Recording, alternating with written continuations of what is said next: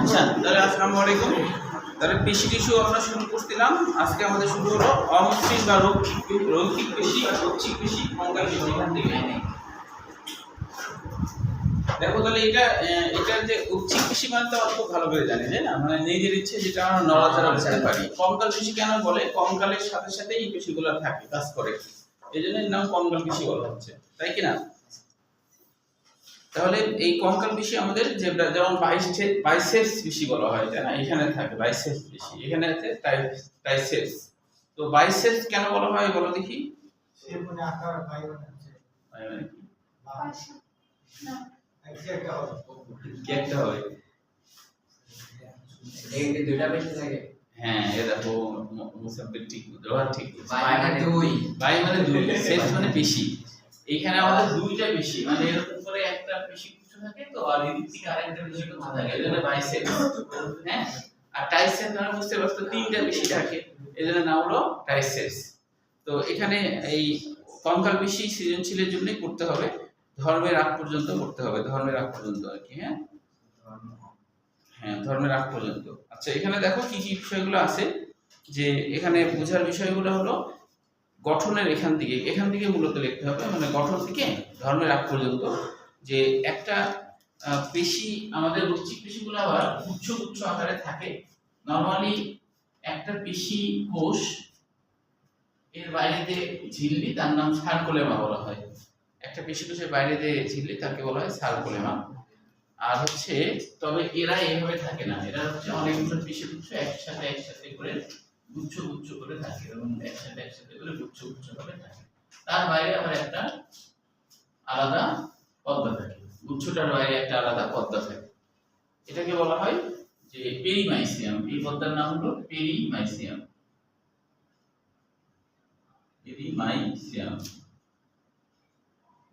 পেরিমাইসিয়াম বলা হয়। এখন এই পেশি, একটা পেশি কোষের বাইরে যে পর্দা থাকে, তার নাম বলা হয় এন্ডোমাইসিয়াম। তার নাম বলা হয় এন্ডোমাইসিয়াম। আবার বলা হচ্ছে এরকম পেরিমাইসিয়াম যুক্ত অবস্থা আবার অনেকগুলা একসাথে যুক্ত হয়ে থাকে। ধরো এখানে একটা পেরিমাইসিয়াম, এর সাথে আরেকটা পেরিমাইসিয়াম, এর সাথে আরেকটা পেরিমাইসিয়াম, এরকম অনেকগুলো পেরিমাইসিয়াম, এর বাইরে আবার আরেকটা পর্দা, এর বাইরে আবার আরেকটা পর্দা। এইভাবে করেই আমাদের মাংসী পেশিতে এইভাবে থাকে আর কি। হ্যাঁ, গুচ্ছ গুচ্ছ ভাবে। তখন এটার নাম হয় অ্যাপিমাইসিয়াম।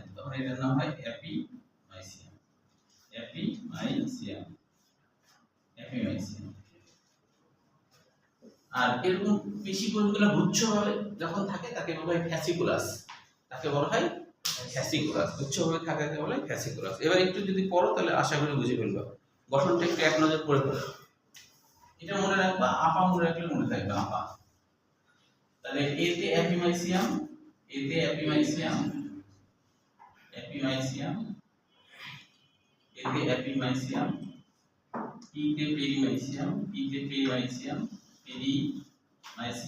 আর এতে হলো এন্ডোমাইসিয়াম। আপা মনে রাখলে মনে থাকবে। গঠনটা একটু মনে হলে আপনি দেখো বুঝে ফেলবে। প্রথম একটু গরম লাগছে, দুইটা এসি দিয়ে পরে না হলে আর তোমাদের ঠান্ডা লাগলে এক নজর একটু দেখে ফেলো, আশা করি বুঝে ফেলবে।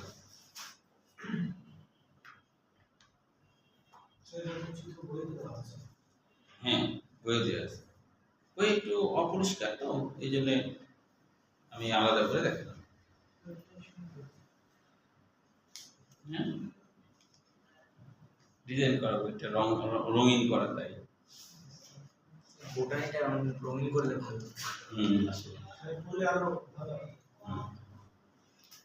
মেডিকেল বইয়ের ছবিগুলো কিন্তু রঙিন। মেডিকেল বই যখন তোমরা মেডিকেলে পড়লে, তখন ওখানে কিন্তু রঙিন ছবি পাবা। এটা তুমি ভালো করে বুঝতে পারবে।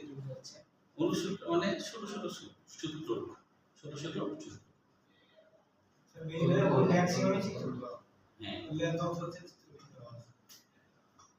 মেডিকেলে কিন্তু ভিন্ন ভিন্ন কলম ব্যবহার করা যায় পরীক্ষার খাতায়। হ্যাঁ কালার প্লেন। ধরো তুমি ধমনী দেখানোর জন্য একরকম কালি দিবা, শিরা দেখানোর জন্য আরেকরকম কালি দিবা, না সৃজনশীল মানে ওই না অ্যাডমিশনের জন্য না পর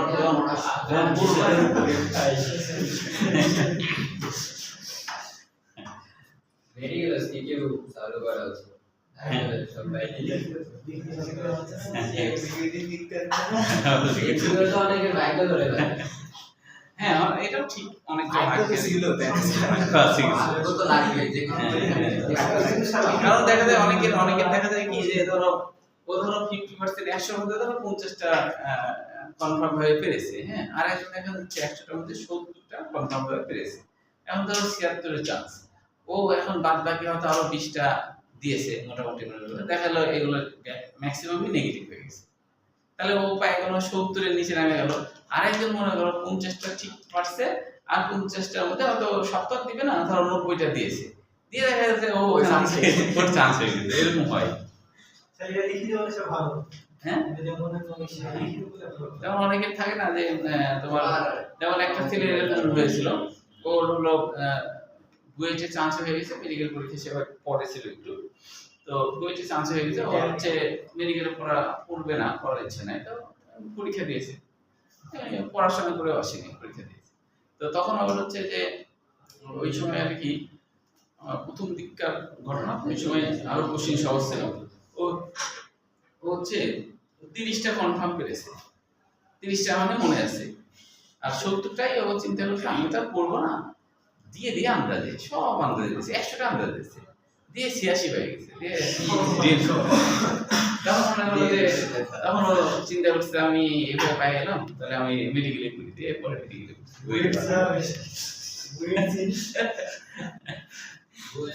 বইয়ের নাম হলে হয় ভালো সাবজেক্ট পাওয়া যাবে হ্যাঁ ভালো সাবজেক্ট পাবেন সেটাই।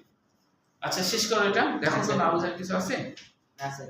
আচ্ছা তাহলে এবার হচ্ছে কঙ্কাল পেশির কাজের এখানে একটা এমসিকিউ আছে, মানবদেহে বিদ্যমান 656টি কঙ্কাল পেশি বা উচ্ছিক পেশি সংগঠিতভাবে নির্মিত গুলা কাজ করে, ওটা দরকার নেই, কিন্তু কয়টা পেশি আছে এটা মনে রাখো। এবার দেখো কঙ্কাল পেশির প্রকারভেদ, এটা গুরুত্বপূর্ণ এমসিকিউ, যে কঙ্কাল পেশির প্রকারভেদের মধ্যে একটা হলো ফ্লেক্সর পেশি। ফ্লেক্সর মানে সংকোচন, ফ্লেক্সর মানে কি সংকোচন, যে পেশিটা সংকুচিত হয় এটা হলো ফ্লেক্সর।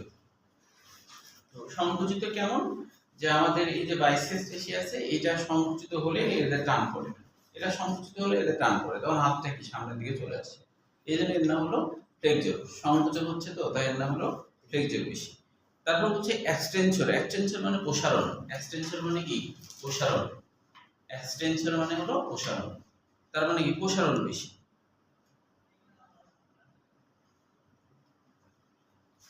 এই অংশে কি করে, যে এই পাশের যে পেশি আছে, এই পাশের পেশি যে এই যে সংকোচন হয়েছিল এবং এই পেশিটা আবার স্বাভাবিক অবস্থায় নিয়ে আসতে শুরু করে, তাহলে এটা সংকুচিত হলে এটা আবার স্বাভাবিক হয়ে যাবে।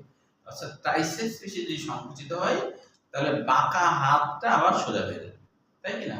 আর বাইসেপস পেশি যদি সংকুচিত হয় তাহলে সোজা হাতটা কি হবে, বাঁকা হয়ে যাবে, এই আর কি। হ্যাঁ এরপরে দেখো অ্যাবডাক্টর, অ্যাবডাক্টর কথাটা আসছে হলো অ্যাবনর্মাল থেকে, অ্যাবনর্মালের অ্যাব, অ্যাবনর্মালের অ্যাব, তার মানে অস্বাভাবিকতা, অস্বাভাবিক, অস্বাভাবিক হয়ে থাকা, সেটা কি এটি দেহের কোনো অংশকে দেহের অক্ষ থেকে দূরে সরে যেতে সহায়তা করে।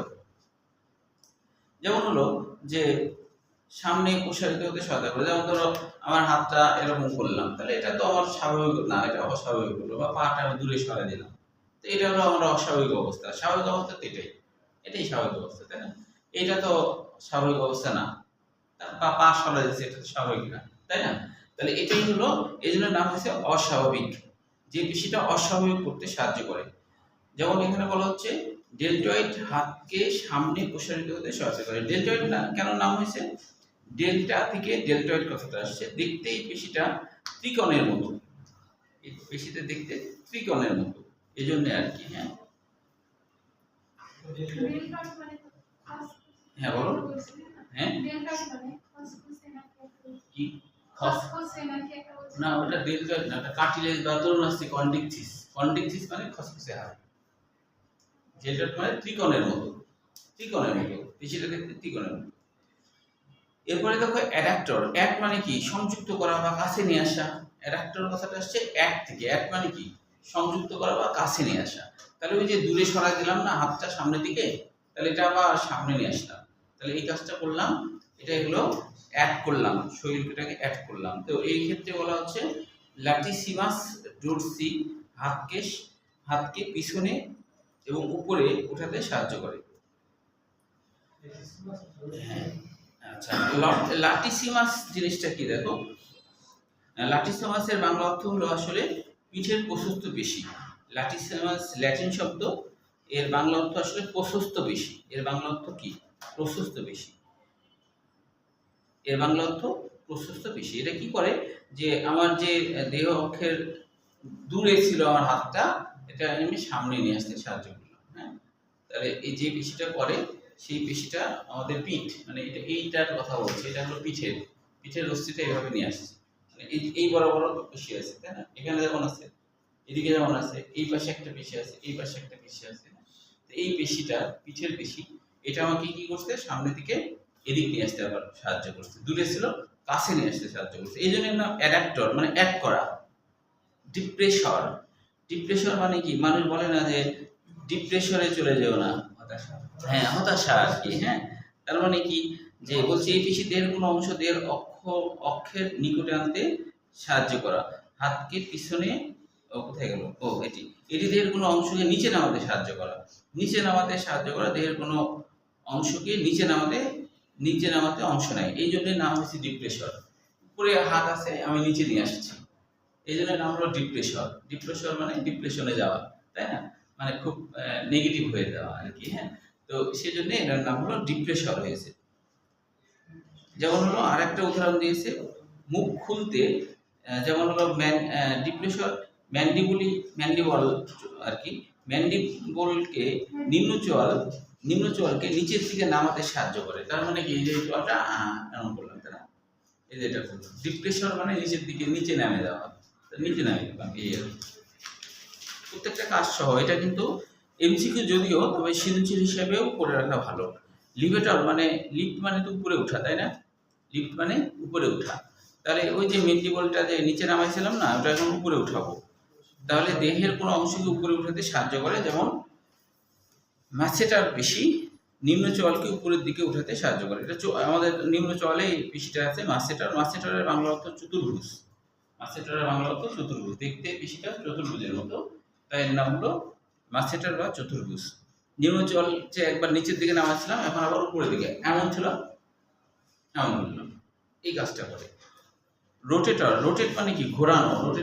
ঘোরানো না, রোটেটর মানে হলো ঘোরানো। তাহলে এটি কোনো অংশের আবর্তনে সহায়তা করে, যেমন হলো পাইরিফর্মিস পেশি ফিমারকে ঘূর্ণনে সাহায্য করে।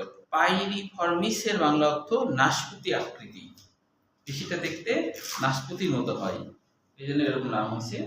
তো এটা ফিমারকে ঘোরাতে আমাদের পা ধরে এইভাবে ঘোরাচ্ছি, তাই না? এইভাবে ঘোরাচ্ছি, এই যে ঘোরানো যায় সহজেই, তাই না? এটাই। এরপরে দেখো অনৈচ্ছিক পেশি, এটা কিন্তু এমসিকিউর জন্য, সৃজনশীল না। অনৈচ্ছিক পেশির মধ্যে গঠনের প্রথম 2 লাইন এমসিকিউ, যে কোষগুলো অপেক্ষাকৃত ক্ষুদ্র এবং দৈর্ঘ্যে 15 থেকে 200 মাইক্রোমিটার, আর হলো কোষগুলোর মধ্যভাগ চওড়া, 2 প্রান্ত সরু, চওড়া অংশের ব্যাস 8 থেকে 10 মাইক্রোমিটার। আচ্ছা, এই অনৈচ্ছিক পেশির ব্যাপারটা কি? ভিসেরাল, যেটা মানে আমাদের পরিপাক তন্ত্রের কথা বলছে। হ্যাঁ, পরিপাক তন্ত্রকে ভিসেরাল বলা হয়। ভিসেরাল বলতে নরম অঙ্গসমূহ বোঝায়। তো পরিপাক তন্ত্র, এদের যে সংকোচন প্রসারণ হয়, এটা কিন্তু অনৈচ্ছিক, তাই না? আমরা কি বুঝতে পারি যে আমাদের সংকোচন প্রসারণ হচ্ছে পেটের মধ্যে? এটা কিন্তু আমরা কখনোই বুঝতে পারি না, তাই না? তাহলে এটা এই জন্য নাম হলো অনৈচ্ছিক, একাই স্বয়ংক্রিয়ভাবে হয়, ঠিক আছে? আবার যদি বলো হৃদপিণ্ডির ব্যাপারটা, সেটাও কিন্তু স্বয়ংক্রিয়ভাবে হচ্ছে, এটা কি আমরা করি? তাহলে দুটাই তো অনৈচ্ছিক, কিন্তু পার্থক্য কি বলো তো? হ্যাঁ, হৃদপিণ্ড আর আমাদের পরিপাক তন্ত্রের যে সংকোচন প্রসারণ হয়, আর হৃদপিণ্ডির যে সংকোচন প্রসারণ হয়, দুটাই কিন্তু অনৈচ্ছিক, আমাদের মানে স্বেচ্ছায় হয় না, তাই না? তাহলে এই দুটোর মধ্যে পার্থক্য কি বলো তো?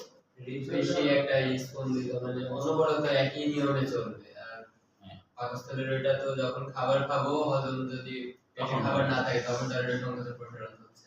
আচ্ছা, অনেকটা কাছাকাছি হয়েছে। হ্যাঁ, তারপরে বলেছেন যে যে পরিবর্তন যেটা আমরা খাওয়া হয় সে তো মানে হজম হওয়ার পর যেটা হয় সে তো আমার তো পরিবর্তন থেকে চিন্তা করছি কি কথাটা অর্ধেক হলো আর অর্ধেক হলো না। আচ্ছা, তুমি অনেকটা ঠিক বলছো যে আসলে হৃদপেশিটা মনে রাখতে হবে এটা খুব ফাস্ট সংকোচন প্রসারণ হয়, খুবই দ্রুত। কিন্তু আমাদের পরিপাকতন্ত্রের যে সংকোচন প্রসারণ এটা খুব মন্থর গতিতে হয়। এই দুটাই হলো মেন পার্থক্য, মানে অর্থাৎ হলো মন্থর হওয়া, জোরে হওয়া। হৃদপেশি খুব ফাস্ট হয়, এবার মনে করতেই থাকে সারাক্ষণ, এক মুহূর্তের জন্য বিরাম নাই, তাই না? পরিপাকতন্ত্রের বিরাম থাকতে পারে, পরিপাকতন্ত্র খুবই ধীর গতিতে তার সংকোচন প্রসারণ ঘটায়, তাই কি না? এই visceral অর্থ কি? ভিসেরা মানে নরম অংশটা যেতে হয়। তাহলে এটাই হলো মূল পার্থক্য কার্ডিয়াক পেশির মধ্যে। কার্ডিয়াক পেশিটা এমসিকিউর জন্য, কার্ডিয়াক পেশিটা হলো গঠনের দুই লাইন। গঠনের দুই লাইন হচ্ছে অসংখ্য নলাকার পেশি তন্তু নিয়ে এই পেশি গঠিত। কোষগুলোর দৈর্ঘ্যে 100 থেকে 150 মাইক্রোমিটার ও প্রস্থে হলো 10 থেকে 15 মাইক্রোমিটার। প্রতিটি কোষ সার্কুলার নামক সূক্ষ্ম ঝিল্লিতে আবৃত। এটা তো আগেও জেনেছো। সার্কুলেমা মানে হলো যে সাইকেল, মানে চারপাশ ঘিরে, লেমা মানে পাতলা পর্দা, চারপাশ ঘিরে একটা পাতলা পর্দা, এটাই হলো সার্কুলেমা। আচ্ছা, তবে এটা মনে রাখতে হবে ইন্টারক্যালেটেড ডিস্ক, এটা হলো হৃদপেশির সবথেকে গুরুত্বপূর্ণ একটা এমসিকিউ প্রায় আসে, যে ইন্টারক্যালেটেড ডিস্ক কোথায় থাকে, তাহলে বলবো হৃদপেশিতে থাকে। ইন্টারক্যালেটেড ডিস্ক কথাটা আসছে আসলে ইনসার্ট থেকে। ইনসার্ট মানে সন্নিবেশনকরণ বা সংযুক্তকরণ। ইন্টারক্যালেটেড ডিস্ক কথাটা আসছে ইনসার্ট থেকে। ইনসার্ট মানে সন্নিবেশনকরণ বা সংযুক্তকরণ, অর্থাৎ হলো দুইটা হৃদপেশির মাঝে মাঝে সংযুক্ত করার, দুইটা হৃদপেশিকে সংযুক্ত করার জন্য একটা পুরো আস্তরণ থাকে, ওটাকে বলা হয় ইন্টারক্যালেটেড ডিস্ক। এবং এটা এত পুরো কেন থাকে? কারণ হৃদপেশি যেহেতু ফাস্ট সংকোচন প্রসারণ ঘটে না, সেই জন্য। কোন দিকে বেশি ঠান্ডা লাগছে? লাগছে না? ঠিক আছে, তোমাদের ঠিক আছে? ঠিক আছে, হ্যাঁ ঠিক আছে। খালি এখন যদি রোহানকে একটু নিচে নামাই দিই এসিরা, তাহলে রোহান একটু বলে রোহানের দেখি পরীক্ষা করে।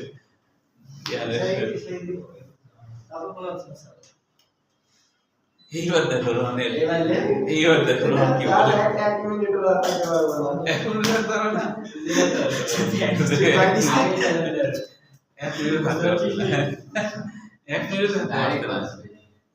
আচ্ছা, এবার দেখো এখানে এখানে তিনটা, এই তিনটা পেশির পার্থক্য।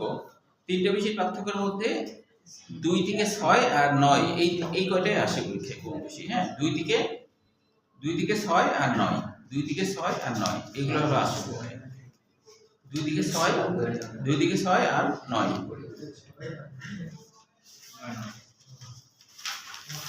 আচ্ছা, এবার দেখো পেশিতে টান পড়ে কিন্তু ধাক্কা দেয় না। পেশিতে টান পড়ে কিন্তু ধাক্কা দেয় না, এটা ক্ষয়ের জন্য আসে। কি করা হবে? চার্ট কেমন কি শুনলি 2 থেকে 6 আর 9 আমরা এমসিকিউ, এটা এমসিকিউ। হ্যাঁ, মানে আমরা আগে যেগুলো পড়ছি না, যে তোমার হচ্ছে ঐচ্ছিক পেশি, অনৈচ্ছিক পেশি, হৃদপেশি, আগে যা করলাম সেটাই এখানে আছে, তাছাড়া আলাদা কিছু না। ওর মধ্যে যে বৈশিষ্ট্য এখানে আবার সামারি করা আর কি। হ্যাঁ, এটা বললে। আচ্ছা, পেশিতে টান পড়ে কিন্তু ধাক্কা দেয় না, এই ব্যাপারটার আগে এখানে কিছু পেশি সম্পর্কে কিছু কথা আছে। এটা ব্যাখ্যাটা মূলত লিখতে হবে, উপরেগুলো লিখতে হবে না। মানে পেশিতে টান পড়ে কিন্তু ধাক্কা দেয় না, এটা ব্যাখ্যা করতে হবে। হ্যাঁ, কিন্তু উপরেগুলো, হ্যাঁ হ্যাঁ ছোট ছোট মানে বলতে চাচ্ছে আসলে আমাদের যে এই যে বাইসেপ পেশি, তো যখন আমরা এরকম করি তখন এখানে টান টান একটা অবস্থার সৃষ্টি হয়, কিন্তু আসলে এমন করার সময় কিন্তু এরকম করে ধাক্কা দেয় না। যে ধাক্কা দিলে কি হতো, স্প্রিং এর মতো, তাই না? আমার গায়ের সাথে লাগতো, সেটা তো আর হয় না, তাই না? আবার ধরো তুমি যখন এমন করতে যাচ্ছ তখন এরকম করে জোরে করে এরকম দিতে হয় না। হ্যাঁ অবশ্যই তাই মানলে। তাহলে এই যে পেশিতে জাস্ট হচ্ছে টান টান হচ্ছে বেশি, তাই না? এমন করতে দেখো টান টান হয়েছে, তাই না? টান টান হচ্ছে না, কিন্তু আসলে ধাক্কা দিচ্ছে না, এটাই বোঝাতে যাচ্ছে। বাংলায় লিখতে হবে করার জন্য যে আমাদের বাইসেপ পেশি আর ট্রাইসেপ পেশি, বাইসেপ পেশি যখন সংকোচন হয় তখন ট্রাইসেপ পেশি প্রসারিত হয়, তাই না? টান টান হয়, প্রসারিত বা টান টান হয়। একইভাবে ওটা বলবা। তারপর বলবা আমাদের হাত উত্তোলনের সময় জাস্ট আমাদের বাইসেপ সংকুচিত হয় আর এটা টানটানো হয় কিন্তু ধাক্কা দেয় না। আবার একইভাবে প্রসারণ করা হতো, এটুকু লিখলেই হয়ে গেল। তবে এখানে এই শব্দগুলোর বর্ণনা করতে হবে। তবে এখানে হচ্ছে অ্যান্টাগনিস্টিক পেশি নামকরণটা কেন হয়েছে? অ্যান্টাগনিস্টিকের বাংলা অর্থ হলো একে অপরের বিরোধী পেশি। একটু লেখো, অ্যান্টাগনিস্টিক পেশির বাংলা অর্থ হলো একে অপরের বিরোধী পেশি। অ্যান্টাগনিস্টিক পেশির বাংলা অর্থ হলো একে অপরের অ্যান্টাগনিস্টিক পেশির বাংলা হলো একে অপরের বিরোধী পেশি। হ্যাঁ, প্রতিপক্ষ। তো এটা কেন বলছে? কারণ ওই যে আমাদের হলো অ্যান্টাগনিস্টিক পেশি বলতে এই যে বাইসেপস আর ট্রাইসেপসের কথাই বলছে। একে অপরের বিপরীত, একে অপরের বিরোধী পেশি না। এইটা যখন সংকোচন, এটা তখন বিপরীত কাজ করছে প্রসারণ, আবার এটা যখন প্রসারণ, এটা তখন সংকোচন। তো এই জন্য এই দুইটা পেশিকে একসাথে বলা হচ্ছে অ্যান্টাগনিস্টিক পেশি। একসাথে কি বলা হচ্ছে? অ্যান্টাগনিস্টিক পেশি, মানে একে অপরের বিরোধী পেশি। এই আচ্ছা, তবে এটা কাকে বলে জ্ঞানমূলক কৌশল হিসেবে পড়ে রাখা ভালো। অ্যান্টাগনিস্টিক পেশি কাকে বলে, হ্যাঁ এটা পড়ে রাখবা। অ্যান্টাগনিস্টিক পেশি কাকে বলে, তারপর হলো প্রতিপক্ষীয় পেশি জোড় কাকে বলে, এটাও পড়ে রাখতে হবে জ্ঞানমূলক কৌশল হিসেবে। হ্যাঁ, ফ্লেক্সর পেশি কাকে বলে, এটাও জ্ঞানমূলক কৌশল হিসেবে পড়ে রাখা ভালো। ব্যাখ্যা পড়লেই বুঝতে পারবা। ফ্লেক্সর মানে সংকোচন, এক্সটেনশন মানে প্রসারণ। হ্যাঁ, আচ্ছা এখন দেখো মসৃণ পেশি আর রিজিড পেশির তুলনা। অনেক সময় তুলনা সৃজনশীল হিসেবে দেয়, তো এই জন্য এটা সৃজনশীল হিসেবে পড়ে রাখতে হবে। তুলনা মসৃণ পেশি আর রিজিড পেশির, মসৃণ পেশি আর রিজিড পেশির তুলনা। হ্যাঁ, সব থেকে এই অধ্যায়ের মধ্যে সব থেকে বেশি ইম্পর্টেন্সি হলো এইটা লিভার আর কি। হ্যাঁ, তো এই লিভারটা পরীক্ষা খুব আসে। তবে বানানটা কিন্তু একটু খেয়াল করতে হবে। বানানটা কিন্তু এল ই দিয়ে আছে, এল ই দিয়ে লিভার। আর যেটা আমরা যকৃতের ক্ষেত্রে সেটা কিন্তু এল আই ভি আর ই। বুঝা গেল কি? কাজে দুইটার মধ্যে কিন্তু পার্থক্য আছে। পরীক্ষা যদি আসে যে ইলিয়ামের বানানের মধ্যে হতো, হ্যাঁ ইলিয়ামের বানানের মধ্যে, হ্যাঁ ইলিয়াম আর ইলিয়াম যেমন ছিল না, যে যদি হলো ই দেখো তাহলে বুঝতে হবে যে হ্যাঁ খাবার সঙ্গত ইট, ইতে ইট মানে পরিবর্তনদের এটা হবে। আর যদি ই না পাও ওখানে শুধু আই থাকে তাহলে বুঝতে হবে এটা বাংলায় আসবে না পরীক্ষায়। বাংলায় আসলে তো লিভার ও লিভার ওর পার্থক্য, এটা বাংলায় আসার কথা না। হ্যাঁ, বাংলায় আসার কথা না, তাই না? এরকম করে লিখতে হবে ইংলিশে। যেমন হলো আরেকটা আছে রেনিন, এটা আমরা কি দিতে পারি পরীক্ষায়? রেনিন পিএস রেনিন কি হবে বলো তো? রেনিন পিএস রেনিন দুটো কিন্তু বাংলায় যদি লেখা একই হবে, ডবল এন, তাই না? বাংলায় বললে কি একই না? মনে আছে কিনা বলো? রেনিন আর রেনিন এর মধ্যে পার্থক্য কি হবে বলো? রেনিন পিএস রেনিন এরকম একই রকম নাম কিন্তু অনেকগুলো আছে, তাই না? যেমন রেনিন বললাম, তারপরে লিভার বললাম, তারপরে ইলিয়াম বললাম, তাই না? তাহলে কি বলো, মনে আছে কোনটা অনেক কি? এটাও তো পরীক্ষা দিতে পারে, দিতে পারে না? বলেছি তো মনে হয়, মনে আসছে না? আচ্ছা বলার পরে দেখো না। হ্যাঁ, কোনটা ইঞ্জিন বলো দেখি। ওটা দেখো তাহলে ও কিভাবে মনে রাখছে না কি?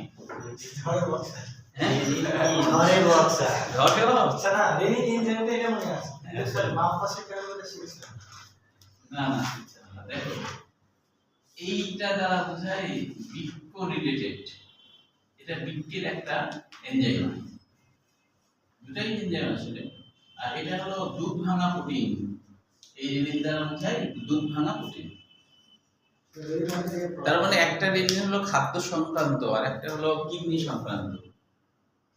এটা বৃক্কের রেনিন আর এটা হলো দুধ পরিপাককারী প্রোটিন, দুধ পরিপাককারী আর কি এনজাইম, দুধ পরিপাককারী এনজাইম। রেনিন কি করে? কেসিনে পরিণত করে। রেনিন এনজাইম কি করে? কেসিনে পরিণত করে।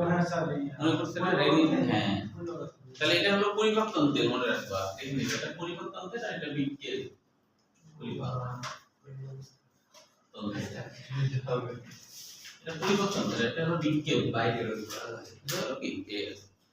আচ্ছা তাহলে এখন লিভারটা মনে রাখতে হবে। পরীক্ষায় যদি লিভার আসে, এখন তুমি যদি মনে করো লিভার আসছে, আমি এখন ধরে নিলাম যে এটা হলো আমাদের যকৃৎ, এরকম ধরে নিলে তো হবে না। আগে উল্লেখ করে দিতে হবে মনে করি একই চকলেট হ্যাঁ স্যার মানে ম্যাথের মতন আগে ধরে নিতে হবে ধরিয়ে না ধরে নিলে যকৃৎ, তারপর বিপরীত করতে হবে যদি হচ্ছে লিভার বা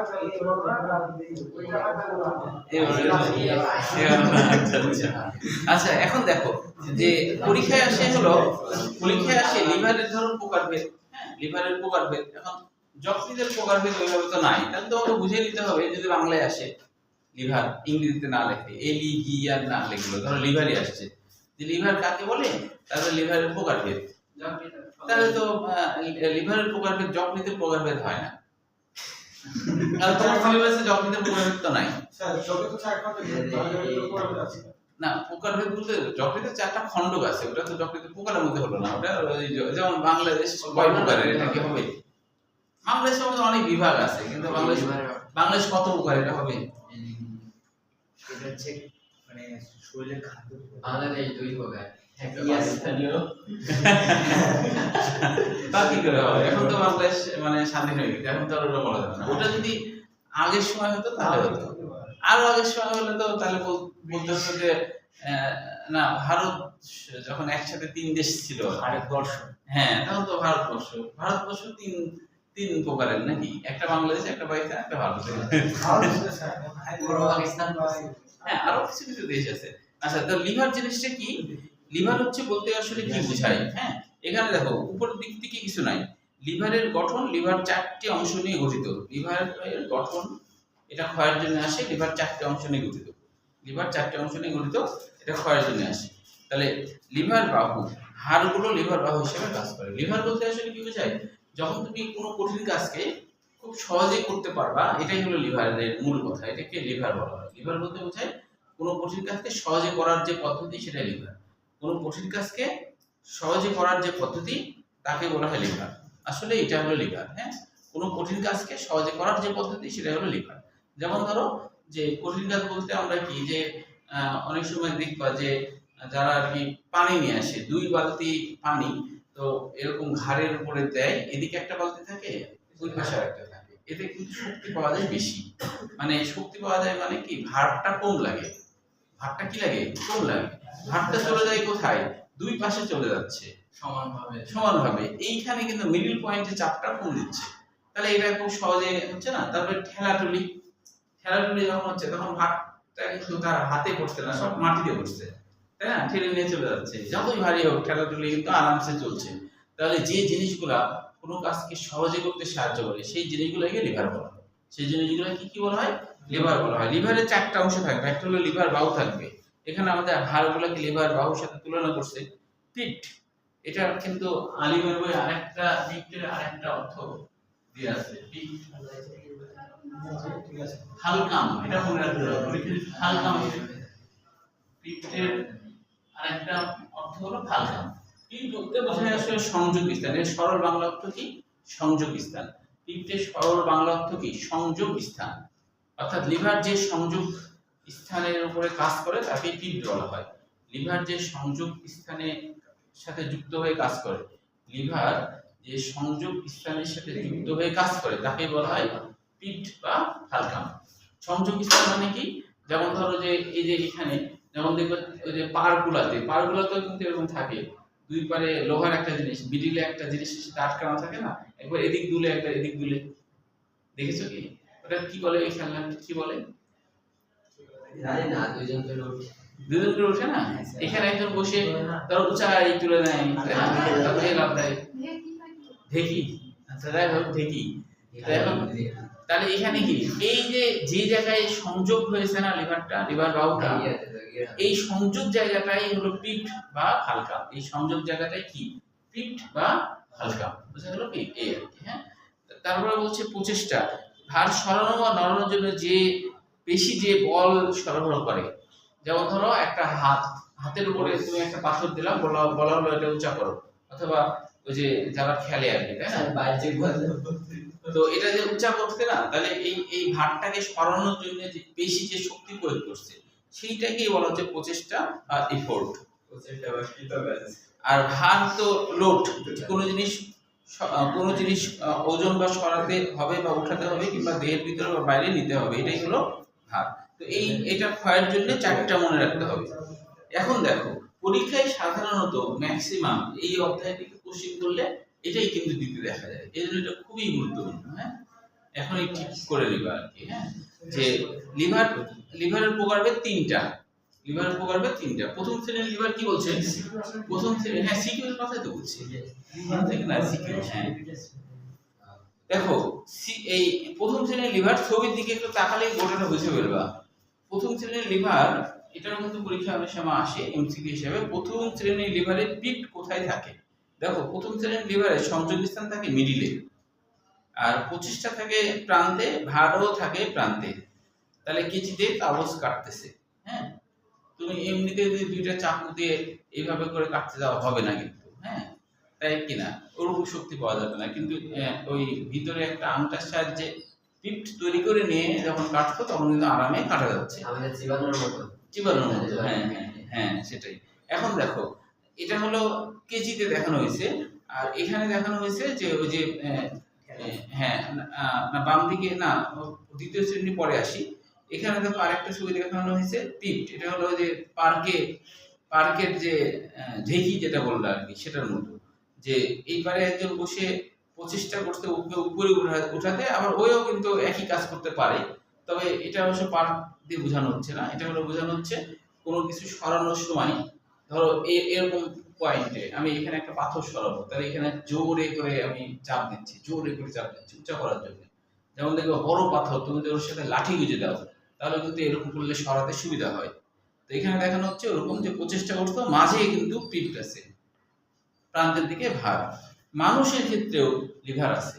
তো বলছে মানুষের যে এই যে করটি আর অ্যাটলাস যে আছে, হ্যাঁ, তাহলে অ্যাটলাস আর করটির মাঝে সংযোগ স্থানটাই হলো পিঠ বা ফালকাম। তো তাহলে মিডিলেই কিন্তু পিঠ হয়ে গেল। আর মাথাটা আমাদের ভার, আমাদের পেশিগুলো হলো প্রচেষ্টা, যে পেশি দিয়ে আমরা মাথাকে ধরে রাখছি, তাই কি না? তো আমাদের এখানে সংযোগ স্থান আছে বলে আমরা এমন এমন করতে পারছি, তাই না? যেদিক খুশি সেদিক করতে পারছি, পিঠ আছে তো, এই জন্য আমাদের কষ্ট কিন্তু কম হচ্ছে। হ্যাঁ, পিঠ থাকার কারণে এটাকে ধরে রাখছি আমরা। তো এটা হলো মানুষের ক্ষেত্রে প্রথম শ্রেণীর লিভারের উদাহরণ। আচ্ছা, ছবি থাকে অনেক সময় পরীক্ষা উদ্দীপক হিসেবে, এটা কোন শ্রেণীর লিভার বর্ণনা করে এরকম। এবার দেখো দ্বিতীয় শ্রেণীর লিভার। দ্বিতীয় শ্রেণীর লিভারে দেখো যে পিঠ কিন্তু প্রান্তে, ঠেলাঠেলি টানছে, পিঠ কিন্তু প্রান্তে, আর ভার মাঝে, প্রচেষ্টা কিন্তু প্রান্তে। এই জিনিসগুলো মনে রাখতে হবে। হ্যাঁ, কোন শ্রেণীর লিভার এ প্রচেষ্টা বা পিঠ কোথায় আছে না আছে, ভার কোথায় আছে। হ্যাঁ, তাহলে এখানে দেখো পিঠ হলো প্রান্তে, ভার মাঝে, প্রচেষ্টা। এখন বলছে মানুষের ক্ষেত্রেও এই পিঠটা আছে কিভাবে? আমাদের যে বুড়া আঙ্গুলগুলা আছে না, আমরা দেখো বুড়া আঙ্গুলগুলার মাঝে যে সংযোগ, আমাদের আঙ্গুলগুলোর মাঝে এখানে সংযোগ আছে না, ওই সংযোগটাই পিঠ। এবং আমরা এইভাবে করে দাঁড়াই না, অনেকটা বুড়া আঙ্গুলের উপর ভর দিয়ে দাঁড়াই কিন্তু। তো এটাকে বলা হচ্ছে দ্বিতীয় শ্রেণীর লিভার। আমাদের পিঠ যেহেতু প্রান্তে চলে গেছে। হ্যাঁ, তাহলে পিঠ প্রান্তে আছে, প্রচেষ্টা আমাদের গোটা শরীরকে উপরে উঠাচ্ছি, এটা হলো প্রচেষ্টা, আর মাঝে ভার অনুভব হচ্ছে। এবার দেখো তৃতীয় শ্রেণীর লিভার। তৃতীয় শ্রেণীর লিভারটা এটার ক্ষেত্রেও পিঠ কিন্তু প্রান্তে, কিন্তু পার্থক্য আছে একটা, যে প্রচেষ্টা কিন্তু এবার প্রান্তে না, প্রচেষ্টা হলো মাঝে, ভার আবার প্রান্তে। একটু উল্টে গেল। হ্যাঁ, ঠিক আছে, ঠিক আছে। আচ্ছা, এখন দেখো নেল কাটালের যেটা নাট, সেটা কিন্তু প্রায় প্রান্তেই তো, তাই না? প্রান্তেই বলা যায়, তাই না? তাহলে ওখানে কিন্তু নেল কাটালের যে আংটা, যেটাতে আমরা চারা কাটি, পিঠ কিন্তু প্রান্তে, পিঠ কিন্তু প্রান্তে। আর দেখো যে আমরা যখন চাপ দিই তখন মিডিলে কিন্তু প্রচেষ্টা লাগে, মিডিলে একটু চেষ্টা করতে হয় এটাকে কাটার জন্য, তাই না? স্যার আমার তো হ্যাঁ, নীল কাটার সময় তো আমরা লাস্টে প্রান্তের দিকে তো বেশি না চাপ দিই ওখানে, কিন্তু চাপ তো মিডিলে দাও।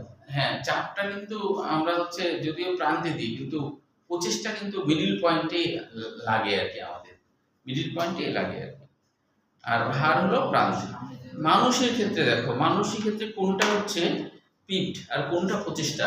ছবির দিকে তাকায় দেখো, আমাদের যে কোনই আছে না, কোনইটাকে পিঠের সাথে তুলনা করা হচ্ছে, কোনইটা হলো পিঠ। এখন ধরো আমি একটা কলম তো হালকা জিনিস, একটা পাথরকে উঠাবো, চিন্তা করো পাথরকে যখন উঠাচ্ছি ভাঁজ করার পর কিন্তু আমার পিঠ এটা হয়ে যাচ্ছে, ক্রান্তি হয়ে গেল ভাঁজ করার পর, তার আগে না কিন্তু। তার এটাকে পিঠ ধরা হচ্ছে, এটাকে আমি উঁচা করছি আর এটাই হলো আমার ক্রান্তি পিঠ হয়ে যাচ্ছে। আর বাইসেপ পেশিটা কিন্তু 25টা, বাইসেপ পেশিটা কি 25টা, বাইসেপ পেশি দিয়ে আমি কিন্তু এটাকে উপরের দিকে উঠাচ্ছি। বা পাঞ্জা খেলার সময়ও কিন্তু এখানে কিন্তু পিঠ কাজ করে, সংযোগ স্থান, তাই না? টেবিলের উপর রাখে সংযোগ স্থান হয় না, তারপরে হলো এভাবে করে পাঞ্জা করে না, তাই কি না? তো এবার একটু এটা যেহেতু গুরুত্বপূর্ণ শিখছেন তো, তাই এক্ষুনি বইয়ের ভাষা পড়ে ফেলো, দেখো যে কোন লাইনটা বুঝছো না, কোন লাইনটাতে বোঝার সমস্যা আছে, না বুঝতে পারলে আমাকে বলো।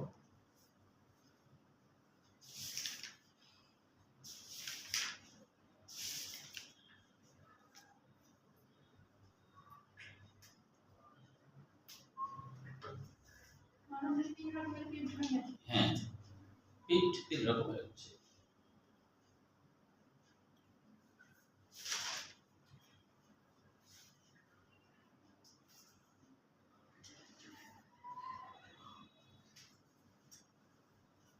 এটা বানিয়ে রাখেন স্যার, হ্যাঁ এটা বানিয়ে রাখেন, এইগুলো বাইরে? যে বানিয়ে তো রাখা যায়। হ্যাঁ বাংলা লেখা থাকে, অবশ্যই। আরেকবার তাদের রিডিং করে খালি ওয়ার্ডগুলো দিই, নাম যাওয়ার পর দিই।